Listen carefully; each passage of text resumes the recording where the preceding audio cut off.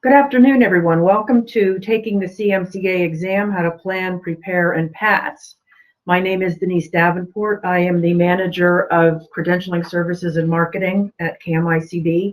With me today is Madeline Hay. Madeline is the Credentialing Associate at CAMICB, and she is the staff person here who helps managers apply for the exam and walk them through the process of taking it.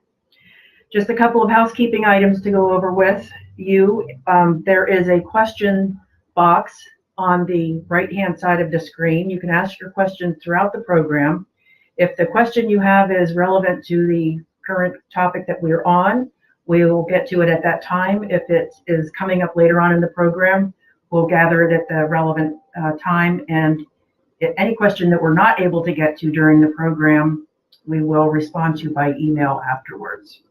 Today's program is roughly 30 minutes, the first 15 minutes being conversation that Madeline and I are going to have. And then the last 15 minutes will be opening up to questions and answers from the audience.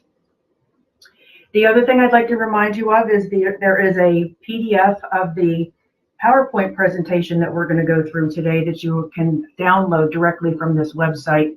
We'll also be emailing it to everybody who registers for the program. So Madeline, taking the CMCA exam, taking the CMCA exam, what are we going to cover today? So today we are going to cover, first of all, the two different formats of the CMCA exam. It's offered in a computer-based format and a paper and pencil format. So we're going to go over the differences there. And then from that point, we're really going to be looking at the specifics of the computer-based exam. Then we are going to cover planning for the exam, what you should be expecting for the computer-based exam at the testing center. We're going to cover preparing for the exam and some study resources that we offer and some strategies that you can use to prepare. And then finally, passing the exam. What can you do to keep your confidence high and your stress level low? Great. All right. So let's talk a little bit about what the CMCA is. The Certified Manager of Community Associations is a certification. It's not a membership. I oftentimes get that comment from people when they call, I'm a member.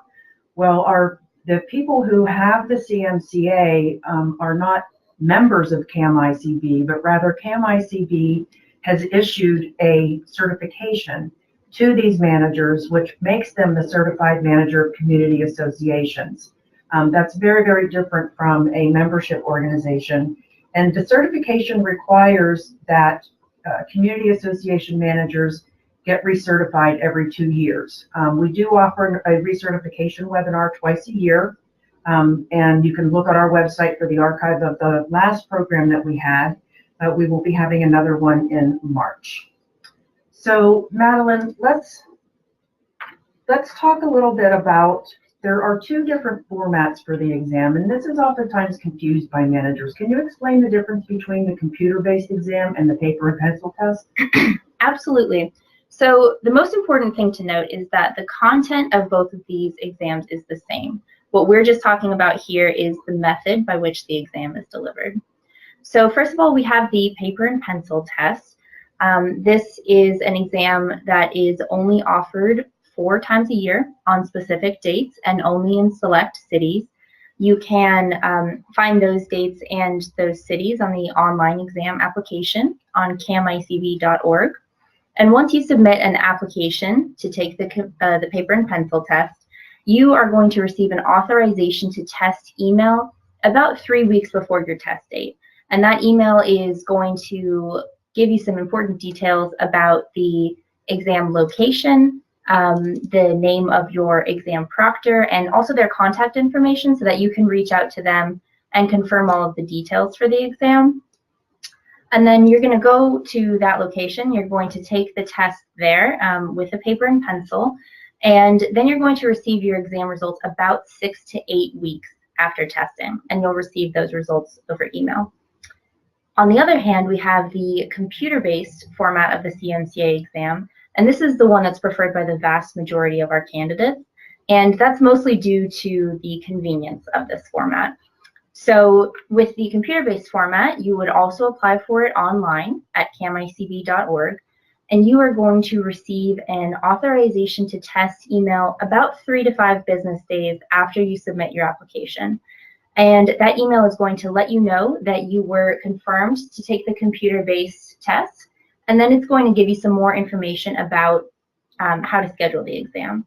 So you are given a 1-year window of authorization to test at a Pearson VUE testing center. So you won't be taking this exam on your own personal computer. You will be attending a testing center to take the exam. And that authorization to test letter is going to give you all of the information that you need to schedule that exam at Pearson VUE and to select your test center location. And then once you take the test, you are going to receive your exam results immediately after testing. You don't have to wait for those. Okay. So for purposes of this program today, we're going to be discussing taking the computer-based test. Is that right, Madeline? Yes, that's right. We're going to cover the policies and the way that things work at Pearson VUE in particular. Right, but the content for either exam is exactly the same. Yes, that's right. Okay. So one issue that does come up fairly frequently with managers when they are waiting for this authorization to test letter for the computer-based exam, once you have submitted your application, do make a note for yourself to check your email, particularly your spam folder, 3 to 5 days following, because sometimes, in fact, very often, that's where the authorization to test letter ends up. So, all right, I have my authorization to test letter. Now what do I look for, Madeline? So on the authorization to test letter, that's the email that we're going to be sending you. And we've actually highlighted the parts that are the most important on there. So first of all, as I mentioned, you're going to have a 1-year window of authorization. And that's going to be highlighted on your ATT letter. It's going to tell you the start date of your authorization and the end date. You need to test within that time frame. CAMICB does not offer extensions beyond that 1 year. And if you don't test in that time frame, then your exam authorization will be forfeited. So it's important to pay attention to those dates. The second thing you want to look at is your first and last name will be listed on the email, and those are going to be highlighted as well.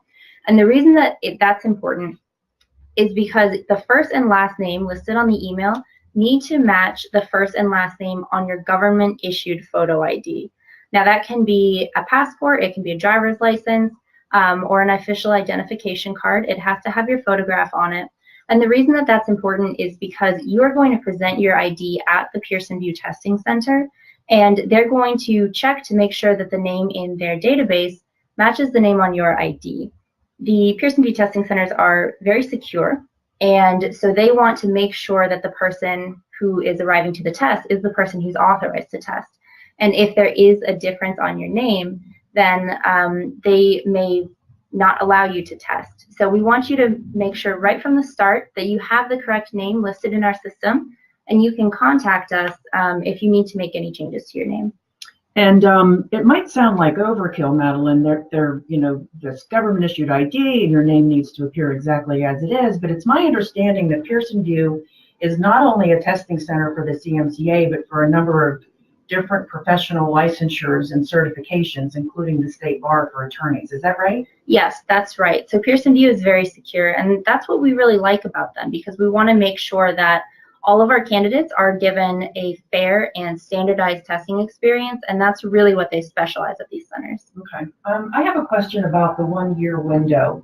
What happens if I can't make that time frame? Can I get an extension? Unfortunately not, because we do offer an entire year of authorization. There are no extensions, and that's why we would recommend that you really do get started on looking into scheduling your exam, deciding when you want to test, and don't wait until the last moment, because these Pearson VUE testing centers do fill up, and sometimes you may not be able to get an appointment for some time, so don't leave it to the last moment. All right, so that means I would have to reapply to take the test and pay the fee again, right? Yes, that's correct. Okay. All right, so now I've got my letter. I know what my 1-year window is. My name matches on my ID. How do I schedule to take the test? You're going to have 2 options to schedule your exam. First of all, you can contact Pearson VUE by phone. The phone number is listed on the ATT letter, and you can call them and they'll be able to tell you which testing centers are close to you and when they have available appointments. Your second option is to schedule online. You can go onto pearsonview.com/CMCA and you'll be able to log in and view all of that scheduling information there. You can schedule your exam, reschedule, cancel, all of that you can do online. Okay. And we have a question from an attendee. Are Saturday dates available for the test? They are. So really, when it comes to the availability at Pearson VUE, it's just going to come down to what appointments they already have filled up. So it's possible that the testing center closest to you already has all of their appointments filled up this Saturday, but maybe they're going to have some room next Saturday. But yes, they are open on weekends. Okay. All right. So now let's talk about how to prepare for the exam. I know that there are 8 knowledge areas. Can you talk about a little bit about these 8 different knowledge areas and how they're weighted? Absolutely. So these 8 knowledge areas are based on a job task analysis survey. And so what we did, we interviewed a bunch of community association managers, found out exactly what they do in their jobs, and we structured the exam around what community association managers do in their jobs and how much time they spend on each of those. So we found that community association managers spend 23% of their time on governance, legal, and ethical conduct. And that's why we have that knowledge area take up 23% of our exam. On the other hand, the smallest exam knowledge area is human resources at only 6%. So you can expect that to take up 6% of the exam questions that you'll be seeing. Okay. So one of the prerequisites for this exam is to take CAI's M100 class. If I take that class, am I golden to just walk in and pass this test? Well, the M100 is a prerequisite course for the CMCA exam. And what that means is that once you take and pass the M100, you are eligible to apply for the CMCA exam. That's not the same thing as saying you know every single thing that you need to know and you're ready to take the exam. The M100 is a 2.5-day course if you take it in person. If you take it online, then it's as long as you make it, but it's still the same amount of knowledge covered there. But if you have taken the M100 and you've seen that M100 manual, it's really large. There's a lot of information in that manual that's not covered in the course because they can't cover every single thing in there. And so what I would recommend is after you finish the M100, go through that book again and restudy the information, look at all of those key terms. And then, of course, we also want you to use all of the other study materials that CAMICB offers, and we're going to cover those on a later slide. So definitely you want to do more than just take the M100 course itself. Okay. All right.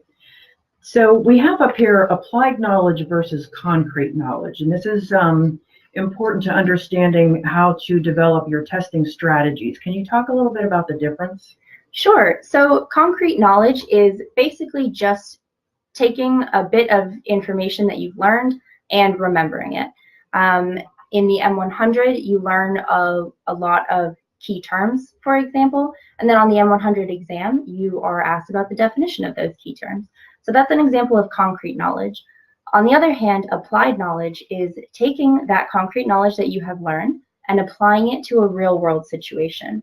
And those are the type of questions that you should be expecting on the CMCA exam. We aren't just asking, do you know what this thing is, but we're asking, how do you apply that when this situation arises in your job? Okay, so it sounds to me then like if a manager is taking this exam, they can look at a question and what they're really looking for is the best of the possibly 2 or 4 right answers. That's right, and it's difficult to say that all of the answers are correct, but only that you might see more than one answer that sounds like it could be right to you. But what we are asking, what the exam is asking you is not what would you do in this situation. It's not how is this situation handled at your company or in your state. It's saying what is the industry best practice for a community association manager to do at this time. So you should be selecting the best answer. Okay. All right, so let's talk about some of the exam prep tools that are available on camicb.org. Let's talk a little bit about the CMCA practice exam. That particular tool helps you to learn what?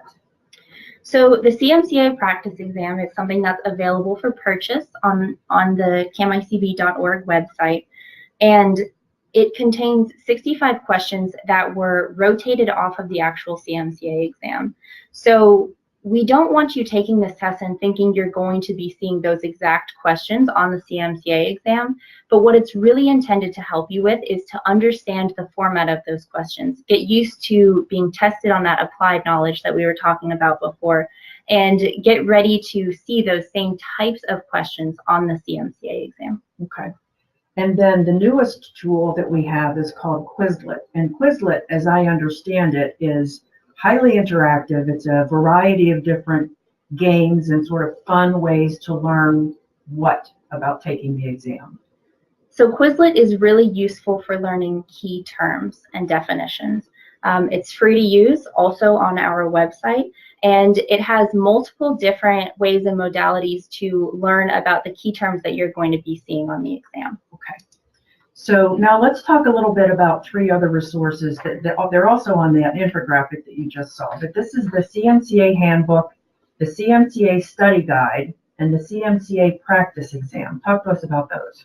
So the CMCA Handbook is a free downloadable PDF on our website, and what it covers is all of the CAMICB policies and procedures.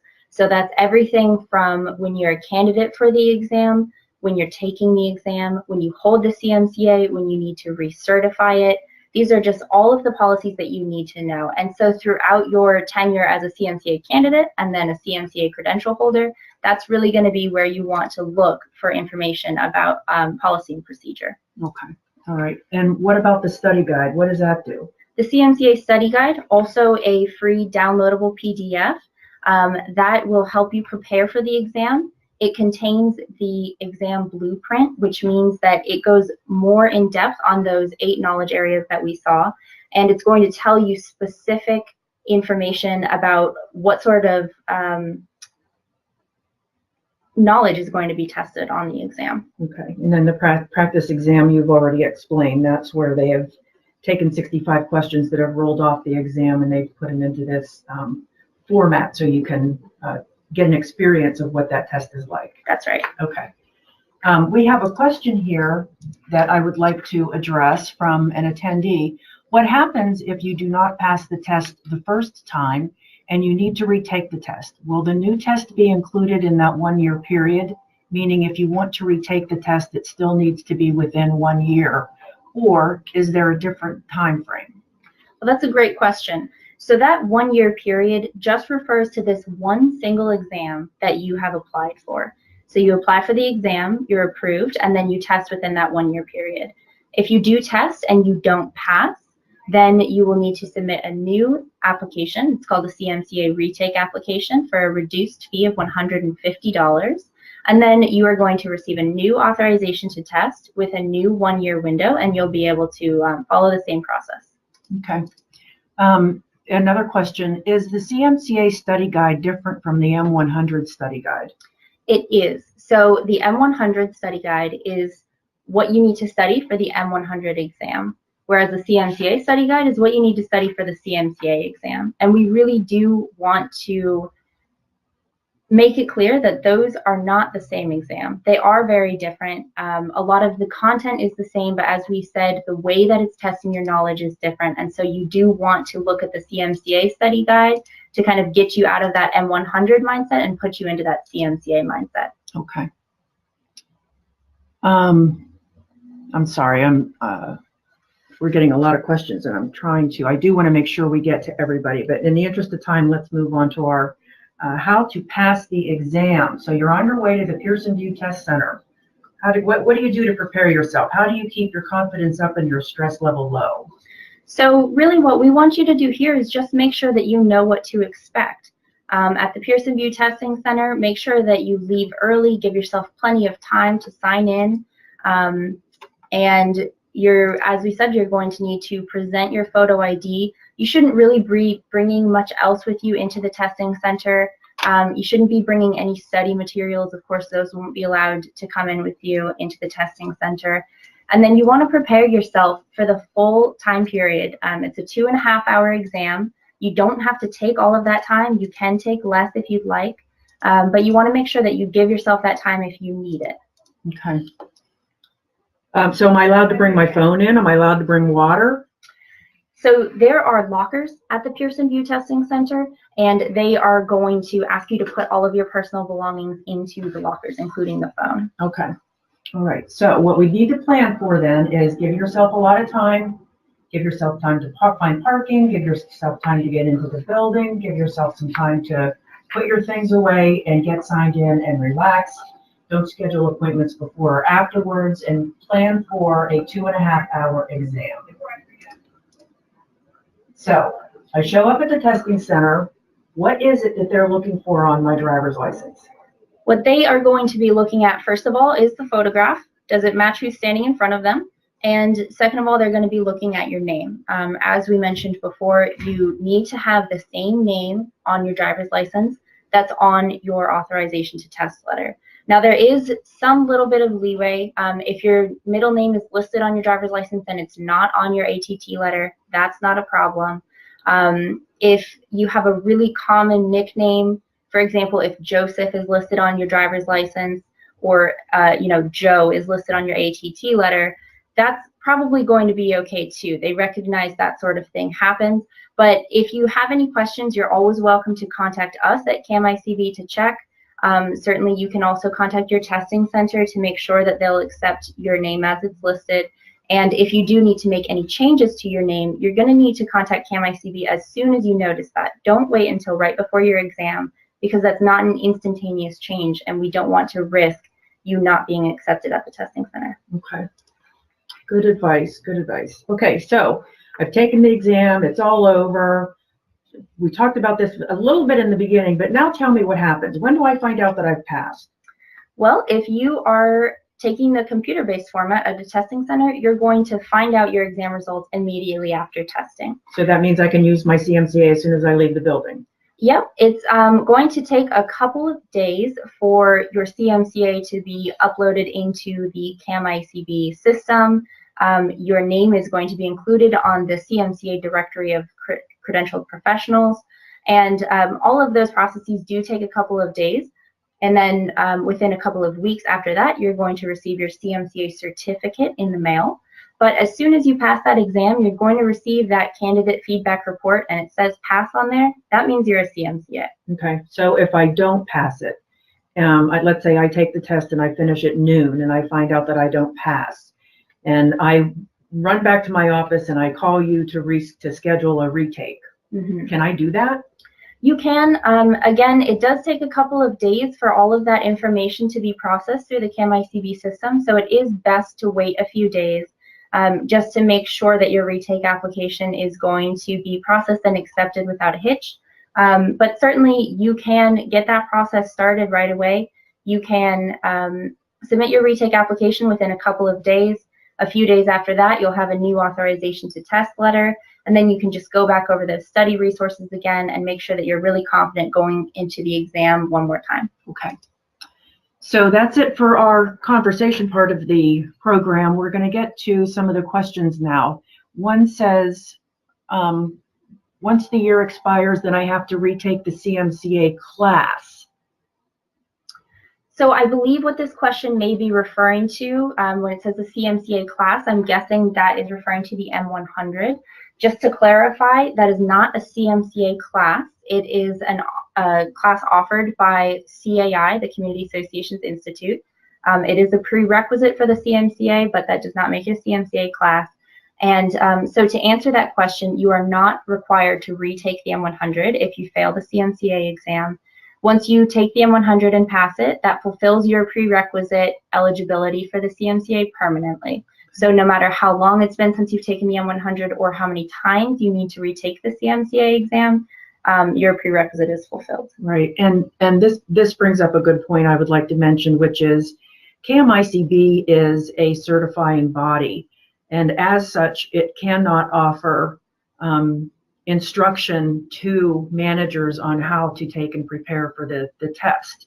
So we can't offer a class. We can do a webinar on what the process looks like, We can give a webinar on what materials are available, but we are not permitted to teach managers how to take and pass the test. So, and then let's move on to our next question.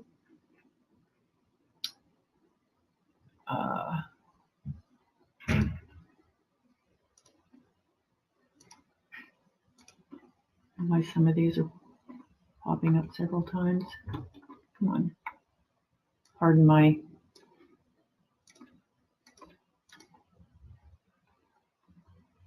I found the M100 class enormously helpful. The CMCA exam was very challenging. Why is there no class for the CMCA? I have to say some of the CAI chapters have study sessions that they offer. But again, because CAMICB is a certifying body, we cannot be in violation of our accreditation approval to provide education to teach people how to pass the exam. After the exam, do you get the example paper copy to let you know which answers you got wrong? You aren't going to get a report that's telling you which questions you got wrong or right. The reason for that is because those questions are, they're what we call live. They're going to be continually used on other people's CMCA exams, and so we can't be providing paper copies of people's questions. Instead, what you're going to receive is a candidate feedback report. That's a paper printout that you can take home, and it's going to show a bar graph that shows your performance on the knowledge areas of the CMCA exam. So it's going to show if you did really well in one knowledge area, if you need to do some more study in another knowledge area, and that's going to be a great resource if you do need to retake the exam. Okay. Our next question is, where do I find the CMCA study guide? I want to say that on the PDF that you can download from this program, there are links to the study guide, the handbook, and the practice exams. Those are also available at CAMICB.org, Get Certified. So let's move on. Is there a fee for Quizlet or the practice exam? There is a fee for the practice exam. You can take the practice exam one time for $25, or you can purchase 2 attempts at the exam for $40. That is the same practice exam that you would be purchasing twice. It's not 2 different exams. On the other hand, the Quizlet is free to use. Okay. Has the CMCA study guide been updated since February 2017? I downloaded it in 2017 and will be taking the exam soon. Was just curious to know if I should download the latest versions. The study guide was updated at the beginning of 2018, so I would recommend downloading the new version. The content is not significantly different, but enough that I think it would be worth doing so. Okay. Did you go over the cost of the practice exam just now? Okay, then you've already answered that.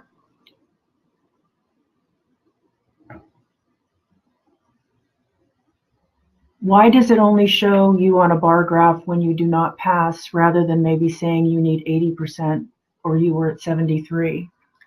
That's a good question. So CAMICB does not give numerical scores on the CMCA exam. We only give the pass or fail grade. And the reason for that is because the scores ultimately can vary depending on the form of the exam. So really what we want you to focus on is, first of all, the pass or fail grade, and then really look at that bar graph. It's a great resource because it's going to show you your performance in the knowledge areas. And if you performed really well in one knowledge area, then you know maybe you don't need to spend as much time studying that one. If you performed poorly in another knowledge area, then you're going to know that you need to amp up the studying in that. So that's the resource that we provide, and that's the one that we want to focus on. Okay. Next question. My middle name is on my driver's license, but not the CMCA authorization to test letter. Is that okay? It is okay. We do not require that, Pearson VUE does not require that the middle name matches. They're really looking at the first and last name. Okay. For some reason this,